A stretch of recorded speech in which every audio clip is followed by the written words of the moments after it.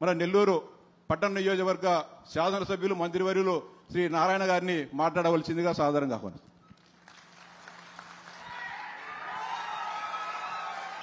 సభకు నమస్కారాలు. కార్యకర్తలు ఫస్ట్ కార్యకర్తలతో మాట్లాడాలా.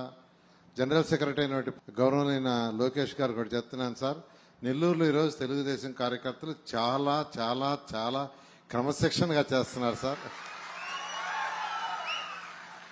వారందరికీ యాక్చువల్గా ప్రత్యేకంగా నేను అభినందిస్తున్నాను.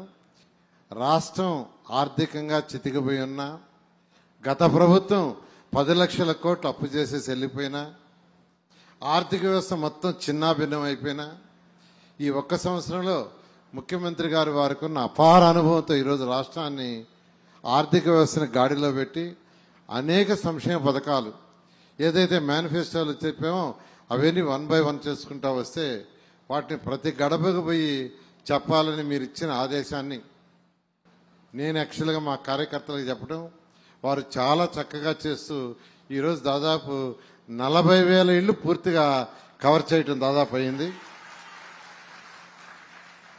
మీరు ఈరోజు ఆదేశించిన దాంట్లో బూత్ కన్వీనర్ని, బూత్ కన్వీనర్ని 2 టీములుగా ఫామ్ అయ్యి వారితో ఒక 5-6 మంది, వీళ్ళతో ఒక 5-6 మంది పోయి ప్రతి ఇంటికి పాంప్లెట్ ఇచ్చి ఎక్స్ప్లెయిన్ చేసి ఏదైనా సమస్యలుంటే ఆ సమస్యల్ని రాసుకొని వాటిల్ని నేను ఒక ఆన్లైన్ సిస్టమ్ డెవలప్ చేస్తున్నాను సార్.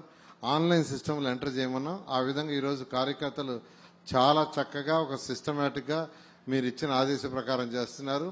ఫ్యూచర్లో కూడా తెలుగుదేశం కార్యకర్తలు నెల్లూరు సిటీ వాళ్ళు మీరు ఏది ఆదేశిస్తే దానికి 100కి 100 రూపాయలు నేను వారందరం చేస్తామని ఈ సభాముఖంగా తెలియజేస్తూ మీ అందరికీ ఇంత మంచి పేరు, ఎందుకంటే మెంబర్షిప్లోనూ నెంబర్ 1గా వచ్చారు. ఏది పెట్టినా నేను ఒకటే చెప్తున్నాను, మనం నెంబర్ 1గా ఉండాలి, మనం ఆదర్శంగా ఉండాలి అని నేను కార్యకర్తలు చెప్తున్నాను. గత ప్రభుత్వంలో చాలా మంది అనేక ఇబ్బందులు పడ్డారు.